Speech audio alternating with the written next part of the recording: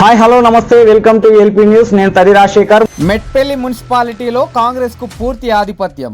జగిత్యాల జిల్లా మెట్పల్లి మున్సిపాలిటీలో chairman vice chairman పదవులు రెండు కాంగ్రెస్ ఖాతాల్లోకి వెళ్లాయి.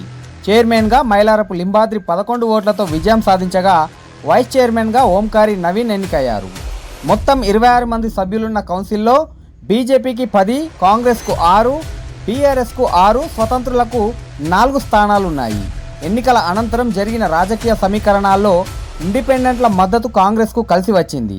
చైర్మన్ ఎన్నికల్లో బీఆర్ఎస్ అభ్యర్థికి ఎక్స్ అఫీషియో ఓటుతో కలిపి 7 ఓట్లు లభించగా బీజేపీకి 9 ఓట్లు మాత్రమే వచ్చాయి.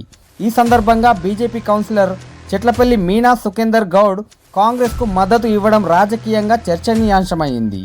దీంతో మెట్పల్లి మున్సిపాలిటీలో కాంగ్రెస్ కీలక పదవులను దక్కించుకొని పట్టణ రాజకీయాల్లో ఆధిపత్యాన్ని ప్రదర్శించింది.